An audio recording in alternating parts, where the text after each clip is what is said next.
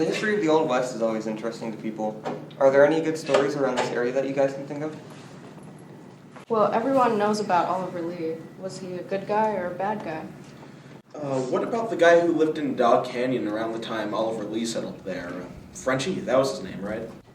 Francois Jean Rochas arrived in New Mexico Territory in 1881. And then apparently Rochas was being credited for being the master carpenter of the famous Laredo Chapel staircase in Santa Fe. The staircase is unique and crafted with European wood.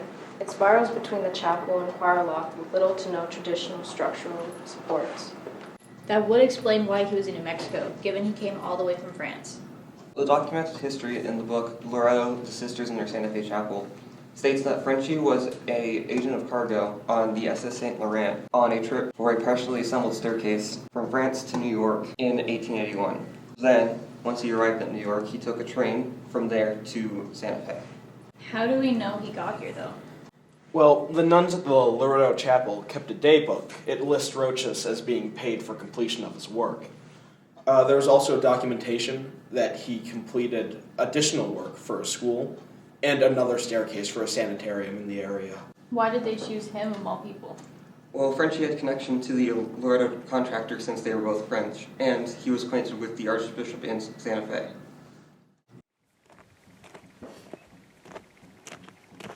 He spent 8 to 10 years in Dog Canyon. He arrived there around 1883 or 1884.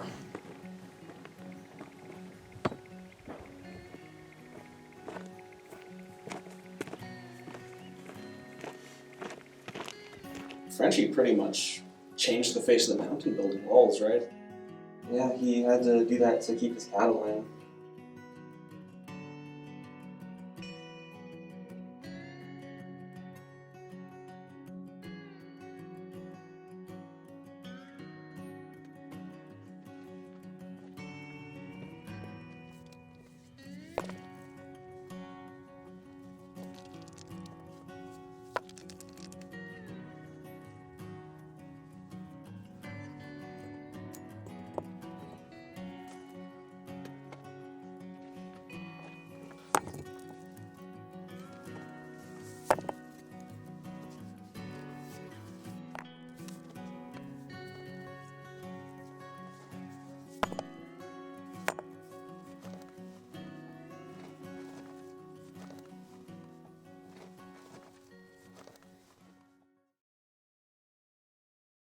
Who is Morrison? Well, Morrison was Frenchy's ranch hand, who Frenchy hired to help with some of the cattle and the horses. Morrison was pretty much an orphan at the time. Frenchy was actually doing him a favor when he hired him. Hey, boss. Your horse has turned out. He should have plenty of grass for the next few days. Thank you, Morrison. Good work.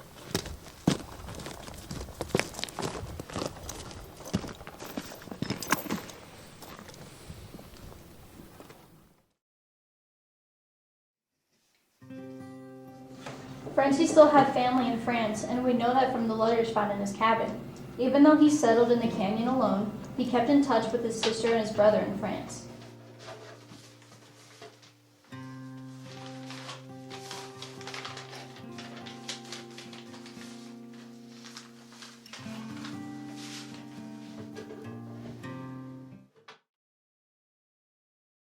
So, who was the first person to settle Dog Canyon?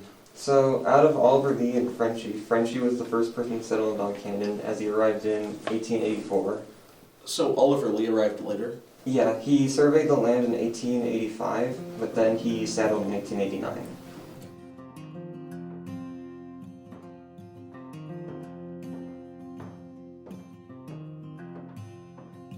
And there's even more proof that Frenchy and Oliver Lee were working together because they found Frenchy's woodworking tools at the Oliver Lee ranch house when they excavated it. Yeah, so that could imply that Frenchy helped with all the woodworking inside of Oliver Lee's house since he had really nice windows and doors and everything.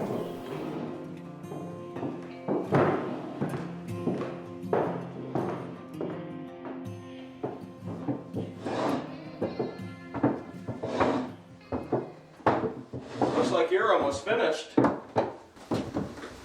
Can't say I've ever seen better work. Truly are skilled, Rochas. I have two more to finish. but not today. Need to get the seedlings in. Well, I'll see you after the seedlings are in then.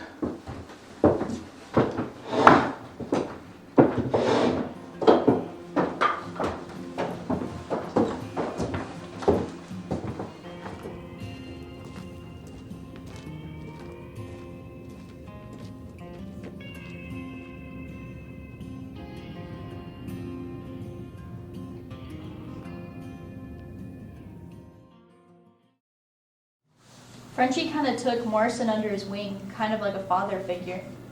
That was till Morrison decided to steal some of Frenchy's horses. Yeah, and then upon finding out that Morrison stole horses, Frenchy was pretty angry, so he fired the boy. Morrison probably wasn't too happy with that, was he? Yeah, he was very angry at the man, so he decided to stake out an ambush. He waited in the fields until Frenchy was busy working.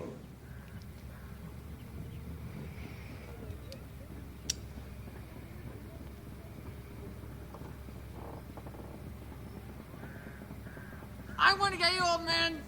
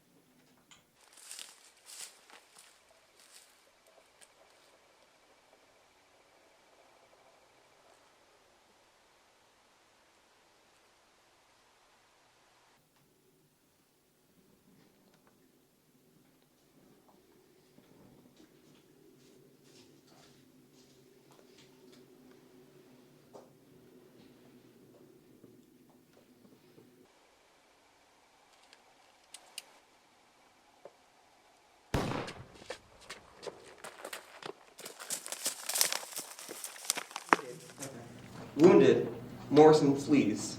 Morrison was apprehended by some ranchers, and he was then taken to the local authorities. Frenchy decided to file charges against Morrison for the attack.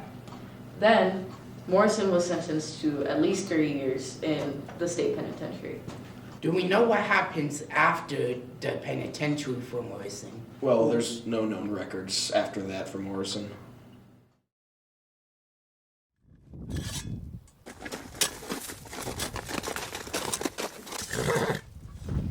Good day, Mr. Rochas. How are you, sir? I'm good. Boss sent me here to see how you're getting along. Very well. Please thank Mr. Lee for his concerns. I heard you went to court. Yes, I filed papers. Morrison is a dangerous young man, as well as a horse thief. It's good he is jailed. Indeed. Well, I gotta get back to the ranch. Good day, Mr. Rochas.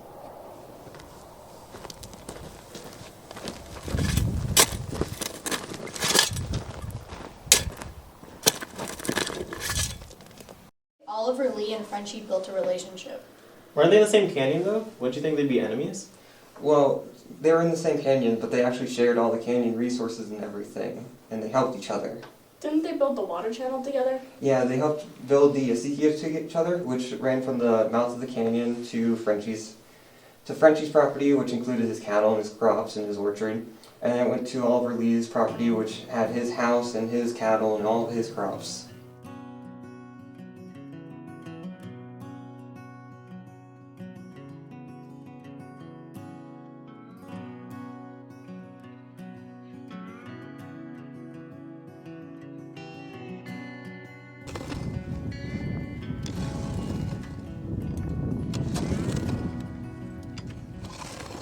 The channel will work well.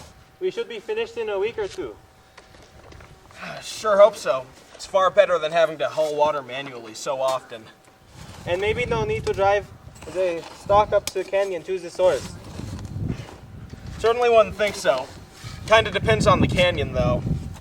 Once we have this Acequia finished, our collection pool should hold enough water and irrigate from there. The plan is adequate. But the earth is resistant. You gonna increase your stock this year? None. I have thought about it. I have considered selling some of my stock. I am not the young man anymore. I understand. Without my hands at the ranch, I wouldn't be able to manage. And I'm not going to be picking up any livestock until we get this acequia finished either. Prices are fair at the moment, though. Something to consider. When we next go to town, I will discuss the terms.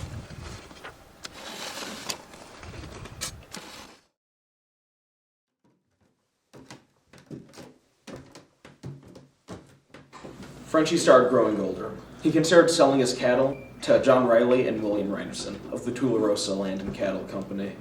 Frenchy met with Reinerson and Riley in June 1892.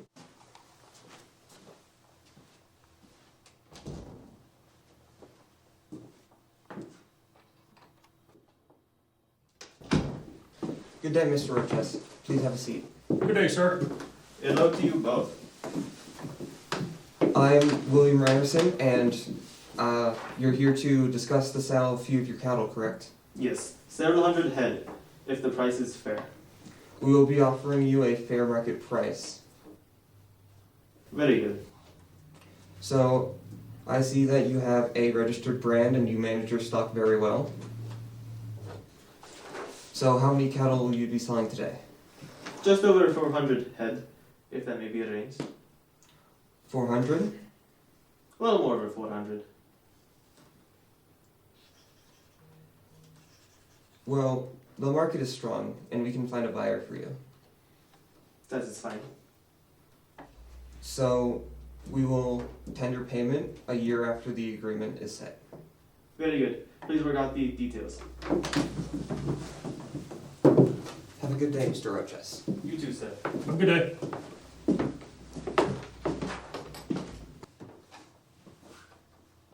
Wasn't the Land and Cattle Company a part of a larger group of livestock brokers? Tularosa Land and Cattle Company were actually part of a corrupt cattle syndicate in the area. That group was known as the Santa Fe Ring. Well, they did seem to drag their feet in the agreement to pay Frenchy for his cattle.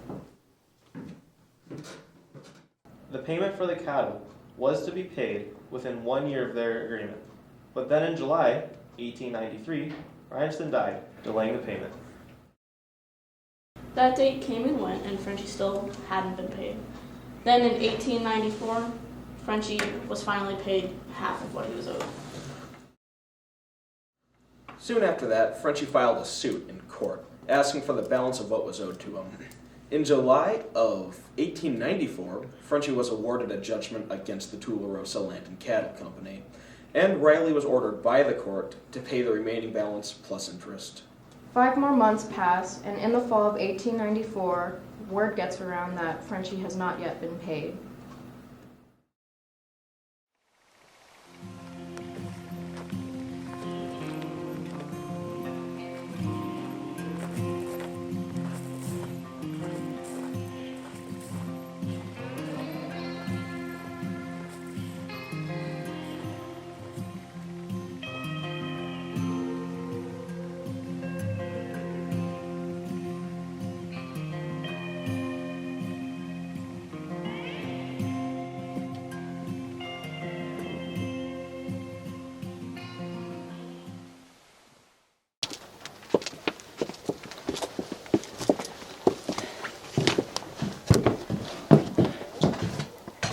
What is it you want here?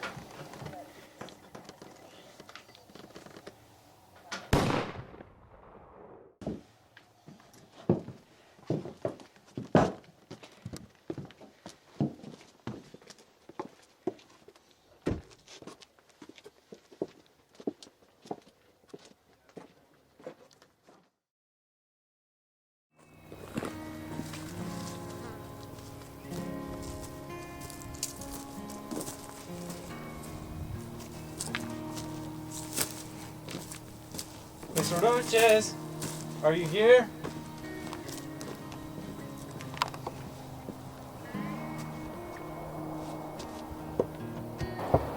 Mr. Rochas, are you here?